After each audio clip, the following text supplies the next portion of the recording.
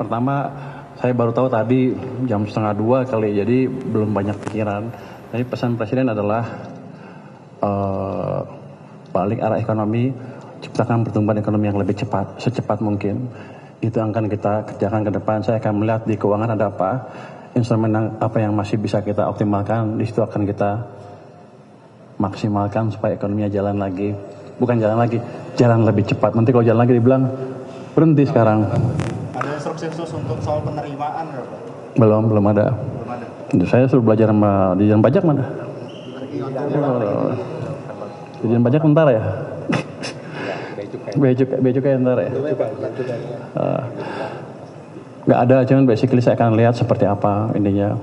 Cuman kalau Anda lihat, biasanya kalau yang konstan apa? Tax ratio kan konstan, tax per PDB. Let's say kita nggak bisa rubah dalam waktu dekat. Ya untuk meningkatkan tax ya kita percepat pertumbuhan ekonominya. Kira-kira begitu. Ada yang ingin disampaikan ke pasar nggak Pak? Soalnya tadi IHSG sama rupiah sempat ngedrop pas pengumuman soal industri mulia. Mungkin pasar nggak tahu, saya orang pasar. Saya di pasar berapa sih?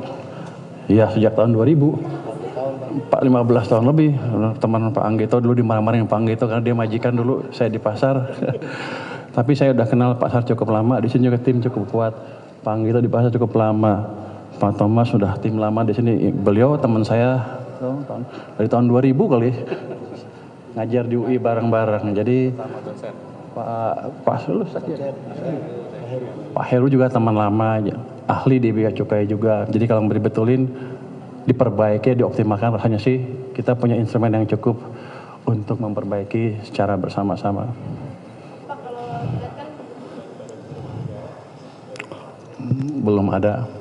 Kayaknya disuka-suka saya kelihatannya. Saya tanya, Pak gimana Pak? Boleh nggak saya obrak-abrik? Gitu kira-kira. Saya nggak tahu karena saya baru, itu kode boleh apa enggak.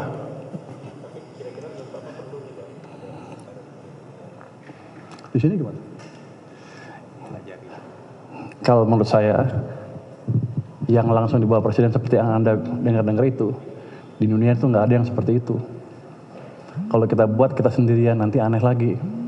Jadi kita akan optimalkan sistem yang ada. Biasanya kalau ada kejelekan pemimpin baru gini, kalau ada pemimpin baru yang lama diobrak-abrik, buat baru lagi, soalnya mau bikin tonggak baru gitu kan. Saya nggak akan seperti itu approach-nya. Approach-nya adalah syarat yang ada, saya optimalkan sehingga sistem bisa bekerja dengan optimal. Yang jalan-jalan, yang berhenti-berhenti kita optimalkan. Yang udah jalan kita percepat lagi. Jadi semuanya mesinnya bukan mesin baru, ini mesin lama tapi kita buat lebih bagus lagi ke depan. Ini orang pintar-pintar semua sini.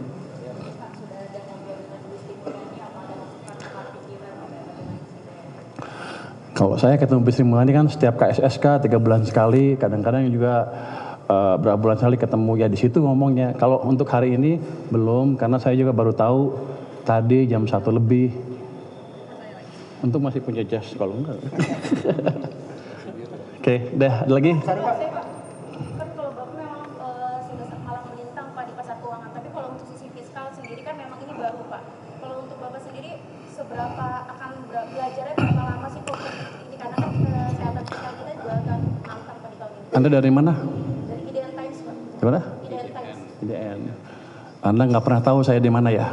Iya Pak. Sebelum di sini saya di KSP juga pernah kan berapa tahun. Dan waktu krisis COVID 2020-21 saya di samping Presiden Jokowi membantu memformulasikan kebijakan fiskal yang baik pada waktu itu.